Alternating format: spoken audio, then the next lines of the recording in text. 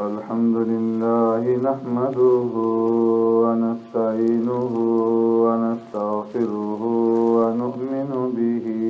ونتوكل عليه ونعوذ بالله من شرور أنفسنا ومن سيئات أعمالنا من يهده الله فلا مضل له ومن يضلله فلا هادي له ونشهد أن لا إله إلا الله وحده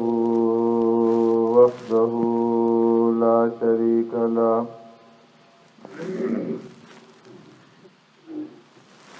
ونشهد أن سيدنا ونبينا ومولانا محمدا عبده ورسوله أرسله الله إلى كافة للناس بشيرا ونذيرا وداعيا إلى الله بإذنه وسراجا منيرا أما بعد فقد قال الله تبارك وتعالى في القرآن المجيد والفرقان الحميد فأعوذ بالله من الشيطان الرجيم بسم الله الرحمن الرحيم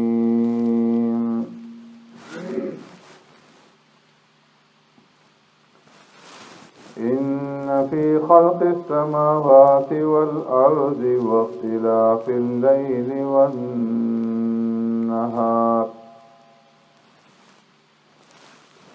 والفلك التي تجري في البحر بما ينفع الناس وما أنزل الله من السماء من ماء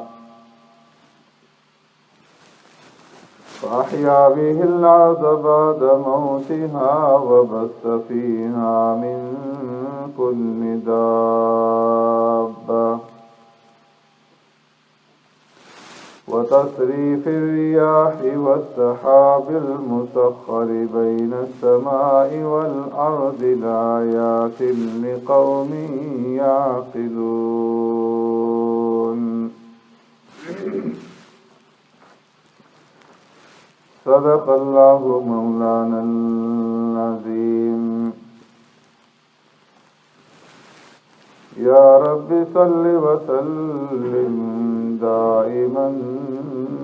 أبدا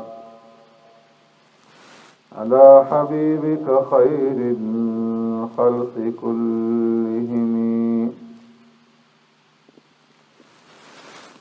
هو الحبيب الذي ترجى شفاعته لكل هول من الأهوال مقتحم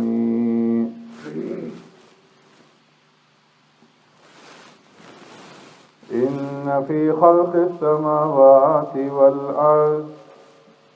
بے شک آسمانوں اور زمین کی پیدائش میں واختلاف اللیل والنہار اور رات اور دن کے اختلاف میں والفلک التي تجری فی البحر بما ينفع الناس اور ان کشتیوں اور جہازوں میں جو چلتے ہیں سمندر میں لوگوں کی نفع کی چیزوں کے ساتھ وما انزل الله من السماء من ماء اور اس میں جو اتارا اللہ تبارک و تعالی نے آسمان سے پانی فاحیا به الارض بعد موتها پر زندہ کیا ساتھ اس کے زمین کو بعد اس کے مر جانے کے، وَبَثَّ فِيهَا مِن كُلِّ دَابَّةٍ، اور پھیلائے اس میں ہر قسم کے حیوانات، وَتَصْرِيفِ الرِّيَاحِ، اور ہواؤں کے چلانے میں، وَالسَّحَابِ الْمُسَخَّرِ بَيْنَ السَّمَاءِ وَالْأَرْضِ، اور بادلوں میں جو مسخر ہیں آسمان اور زمین کے درمیان، لَآيَاتٍ لِقَوْمٍ يَعْقِلُونَ، البتہ نشانیاں ہیں عقل والوں کے لیے۔ آمنت باللہ وبآیاتہ،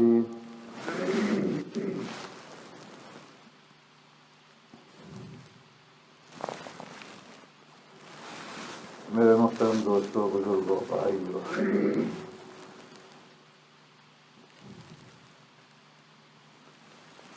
اس آیت کریمہ میں رب العالمین نے اپنی قدرت کی جو نشانیاں بیان فرمائی ہیں،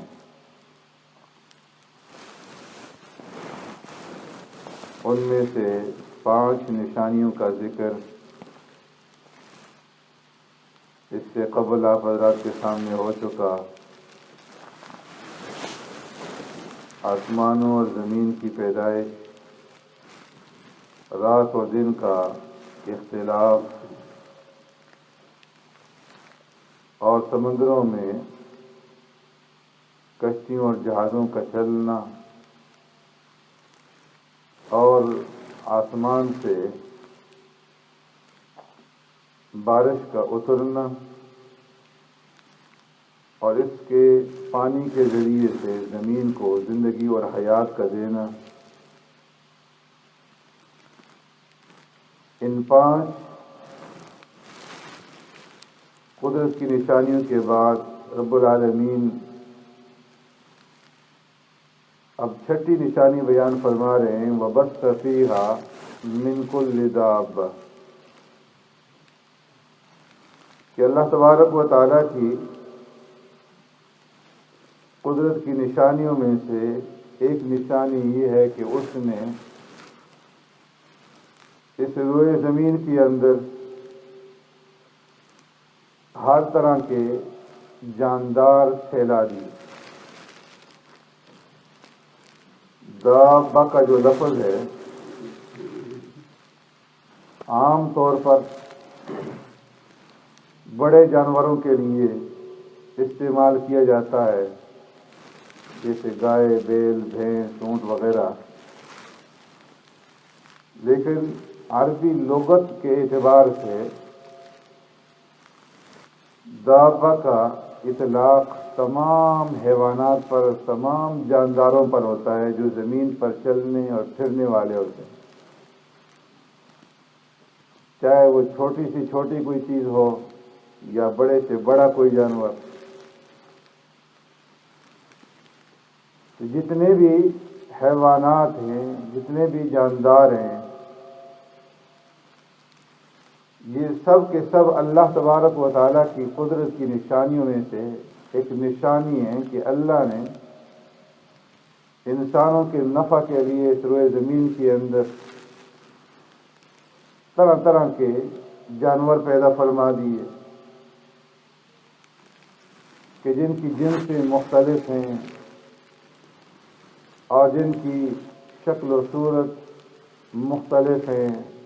طبیعتیں مختلف ہیں، فائدے مختلف ہیں۔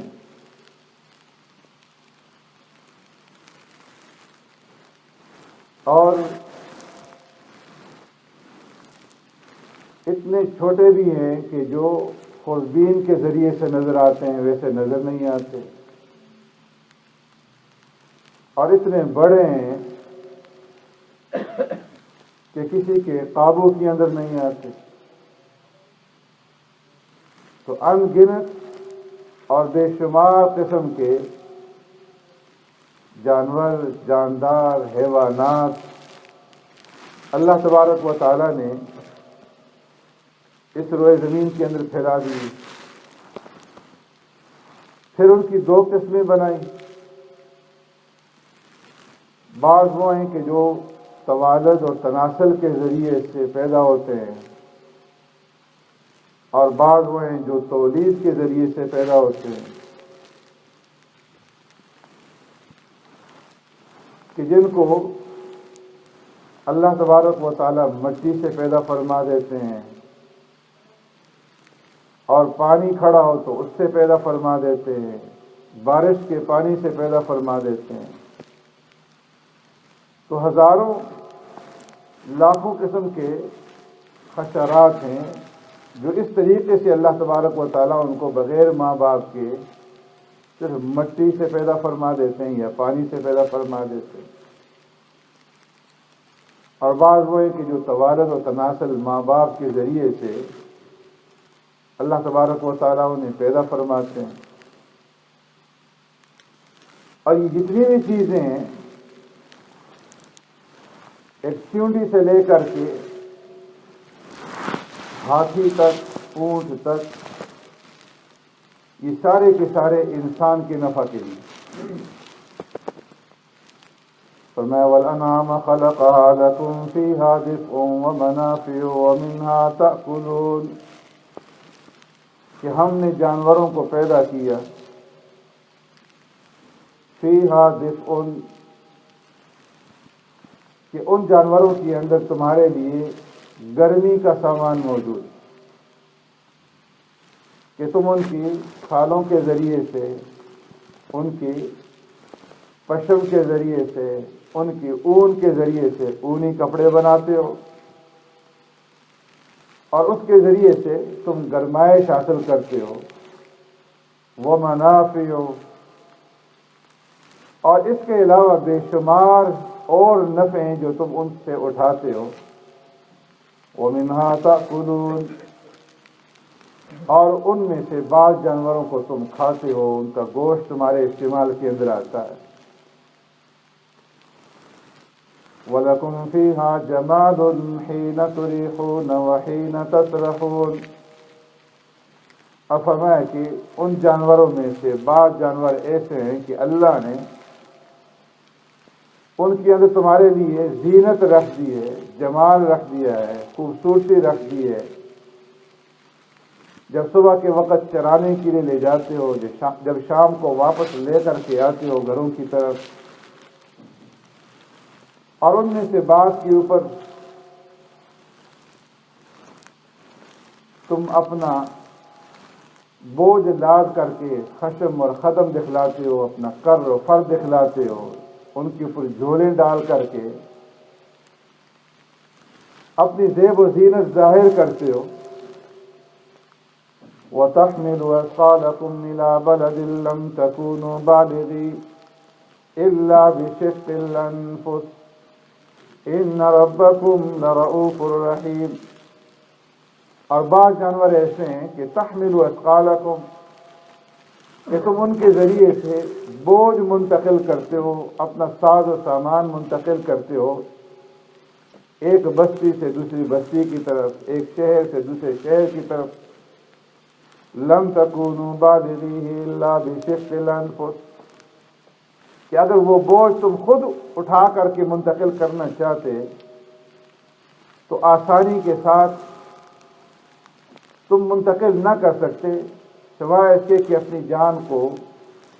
تکلیف کے اندر، جوکھوں کے اندر ڈال لیتے. ان ربکم لرؤوف الرحیم، لیکن تمہارا رب تمہارے اوپر شفیق ہے، مہربان ہے، کہ تمہاری سہولت کے لیے اللہ نے ان جانوروں کو پیدا کر دی. والخیل والبغیل والحمار لترکبوها وزینا ویخلق ما لا تعلمون. رب العالمین نے تمہارے لیے گھوڑے پیدا کیے، خچرے پیدا کی، گدے پیدا کیے، لترکبوها، تاکہ تم ان کے اوپر سوار ہو، ان سے سواری حاصل کرو اور ان سے زینت حاصل کرو. وَيَخْلُقُ مَا لَا تَعْلَمُونَ، اور صرف یہی نہیں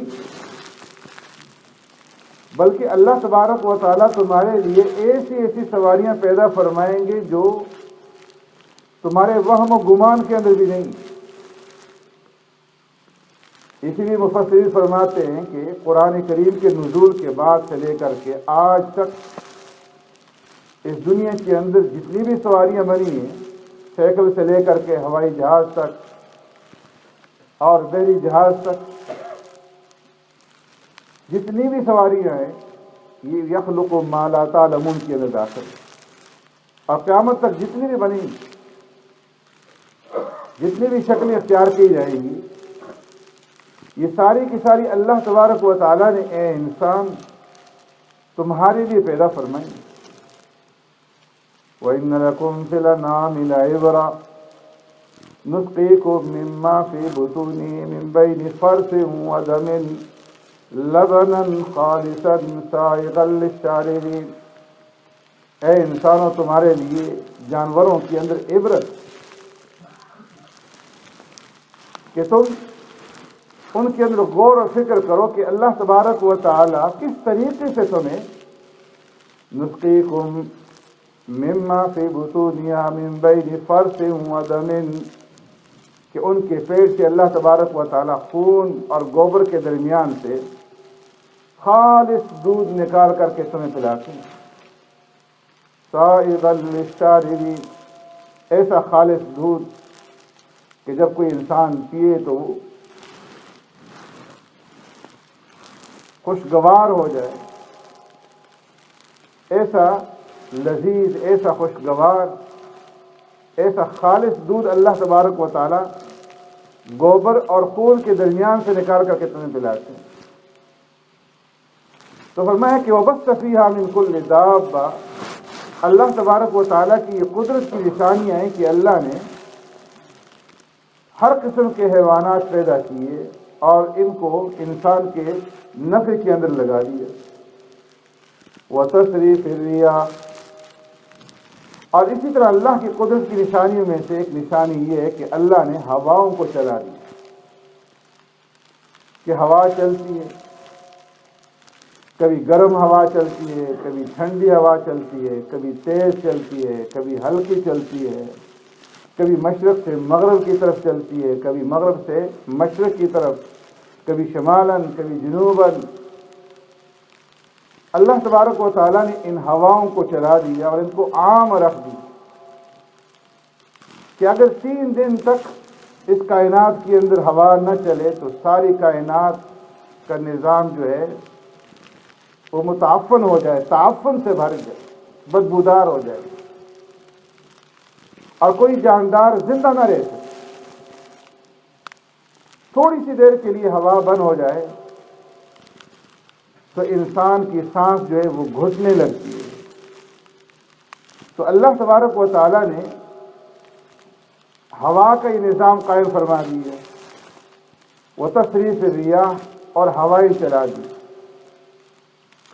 اور پھر ان ہواؤں کے اندر اللہ نے رحمت بھی رکھ دی ہے اور عذاب بھی رکھ دی ہے، کہ یہ ہوائیں رحمت کے ساتھ بھی چلتی ہیں اور عذاب کے ساتھ بھی چلتی ہیں، کہ انہی ہواؤں کے ذریعے سے اللہ تبارک و تعالیٰ نے بعض قوموں کو ہلاک کیا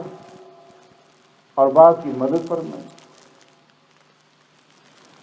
حضرت ابو ہریرہ رضی اللہ تعالیٰ عنہ فرماتے ہیں، پیارے پیغمبر صلی اللہ علیہ وسلم نے ارشاد فرمایا کہ جب ہوا چلے تو تم ہوا کو برا بھلا مت کہو، اس لیے کہ یہ اللہ تبارک و تعالیٰ کے حکم سے چلتی ہے، اور جب ہوا چلے تو فرمایا کہ تم اللہ سے خیر کا سوال کرو اور اس کے اندر جو شر ہے اس کی شر سے پناہ مانگو۔ ام المؤمنین سیدہ طاہرہ عائشہ صدیقہ رضی اللہ تعالیٰ عنہ فرماتی ہیں کہ جب ہوا چلتی تھی تو پیارے پیغمبر صلی اللہ علیہ وسلم اللہ سے یوں دعا مانگا کرتے تھے، اللہم انی اسألک خیرہا وخیر ما فیہا وخیر ما ارسلت بی وَأَعُوذُ بِكَ مِن شَرِّهَا وَشَرِّ مَا فِيهَا وَشَرِّ مَا أُرْسِلَتْ بِهِ۔ اے اللہ، میں تجھ سے اس ہوا کی خیر کا سوال کرتا ہوں، جو اس کے اندر خیر ہے اس کا سوال کرتا ہوں، وخیر ما ارسلت بھی، اور جس چیز کے ساتھ یہ بھیجی گئی ہے، جو خیر اس کے اندر رکھی گئی ہے، اس کا میں تجھ سے سوال کرتا ہوں، اور اے اللہ میں اس کے شر سے پناہ مانگتا ہوں، اس کے اندر جو شر چھپا ہوا ہے اس سے پناہ مانگتا ہوں، اور جس شر کے ساتھ اس کو بھیجا گیا ہے اس سے میں پناہ مانگتا ہوں۔ اس لیے فرمایا کہ جب ہوا چلے تو اللہ سے خیر کا سوال کیا کرو اور شر سے پناہ مانگا کرو، اس لیے کہ اسی ہوا کے ذریعے سے اللہ نے قوم عاد کو تباہ کیا۔ فَأَمَّا عَادٌ فَأُهْلِكُوا بِرِيحٍ صَرْصَرٍ عَاتِيَةٍ سَخَّرَهَا عَلَيْهِمْ 7 لَيَالٍ و8 أَيَّامٍ حُسُومًا فَتَرَى الْقَوْمَ فِيهَا صَرْعَىٰ كَأَنَّهُمْ أَعْجَازُ نَخْلٍ خَاوِيَةٍ فَهَلْ تَرَىٰ لَهُم مِّن بَاقِيَةٍ، کہ قوم عاد جنہیں اللہ رب العزت نے بڑی شان و شوکت دی تھی، اور ہر طرف جہاں وہ رہتے تھے سبزہ ہی سبزہ تھا، بڑی بڑی جسامت والے، کہ وہ اپنی اس طاقت کے اندر، قوت کے اندر اور اس خوشحالی کے اندر اتنے بدمست ہو گئے کہ اللہ تبارک و تعالیٰ سے روگردانی کر لی، اور یہ شیخی بکارنے لگے، من اشد منا قوہ، ہم سے زیادہ طاقتور، ہم سے زیادہ قوت والا اور کون ہو سکتا ہے۔ جب وقت کے پیغمبر کی بات نہ مانی، اللہ نے ان کے اوپر عذاب بھیجا، 3 سال تک بارش منقطع ہو گئی، قحط سالی آئی، زمینیں خشک ہو گئی، پیداوار ختم ہو گئی، اور پھر بھی جب باز نہ آئے تو پھر اللہ تبارک و تعالیٰ نے ان کے اوپر سخت تیز اور تند ہوا کو بھیجا، جو 7 راتیں اور 8 دن تک مسلسل چلتی رہی، ان کے باغات کو، ان کے مکانات کو اکھیڑ پھینکا۔ اب وہ بڑی بڑی ڈیل و ڈول والے، قد و قامت والے جو تھے، اللہ فرماتے ہیں کہ وہ یوں بکھرے ہوئے پڑے تھے جس طرح کے کھوکھلے کھجور کے تنے ہوتے ہیں۔ فَهَلْ تَرَىٰ لَهُم مِّن بَاقِيَةٍ، کیا تم دیکھتے ہو ان کا بھی نام و نشان باقی ہے؟ تو فرمایا کہ جب ہوا چلتی تھی، اس لیے سرکار دو عالم صلی اللہ علیہ وسلم دعا مانگتے تھے، اے اللہ، اللہم اجعلها ریحا ولا تجعلها ریاحا، اے اللہ اس ہوا کو ہمارے لیے عذاب کا سبب نہ بنانا، رحمت کا سبب بنانا۔ آپ صلی اللہ علیہ وسلم کے اوپر کب کبھی طاری ہو جاتی، اس لیے فرمایا کہ ہوا کا چلنا یہ بھی اللہ تبارک و تعالیٰ کی قدرت کی نشانیوں میں سے۔ حضرت سلیمان علیہ السلام کا تخت 1 مہینے کی مسافت کے مطابق صبح کے وقت ہوا لے کر کے چلتی تھی اور شام کے وقت لے کر کے واپس آتی۔ آپ صلی اللہ علیہ وسلم نے ارشاد فرمایا، نصرت بالصبا وأهلكت عاد بالدبور، میری اللہ تبارک و تعالیٰ نے صبا ہوا کے ذریعے سے مدد فرمائی، اور قوم عاد کو اللہ تبارک و تعالیٰ نے دبور ہوا کے ذریعے سے ہلاک کیا۔ آپ صلی اللہ علیہ وسلم کی مدد کس طرح سے فرمائی کہ غزوہ خندق کے موقع پر جب کفار نے گھیرا کیا ہوا تھا، اللہ تبارک و تعالیٰ نے اس وقت تیز ہوا بھیجی جس کے اندر ٹھنڈک تھی اور تیزی تھی، اور اس ہوا نے آ کر کے ان کے خیموں کو اکھیڑ دیا، ہنڈیاں انڈیل دی، اور ان کے چہروں کو مٹی سے اٹ دیا۔ ایسا ان کے اوپر خوف طاری ہوا کہ وہ بھاگ کھڑے ہوئے۔ فرمایا، یا ایھا الذین آمنوا اذکروا نعمت اللہ علیکم اذ جاءتکم جنود فارسلنا علیہم ریحا وجنودا لم تروها، اے ایمان والو اس نعمت کو یاد کرو، اذ جاءتکم جنود، کہ جب تمہارے اوپر لشکر آئے اور لشکروں نے آ کر کے تمہیں گھیر لیا، فارسلنا علیہم ریحا وجنودا لم تروها، تو ہم نے ان کے اوپر ہوا بھیجی اور ایسے لشکر بھیجے کہ جن لشکروں کو تم نے نہیں دیکھا تھا، اور اس کے ذریعے سے ہم نے انہیں مغلوب کیا اور تمہیں فتح یاب کی۔ تو فرمایا کہ اللہ رب العزت کی نشانیوں میں سے وتصریف الریاح، ہواؤں کا چلنا بھی ہے۔ سبحانك اللهم وبحمدك نشهد ان لا اله الا انت نستغفرك ونتوب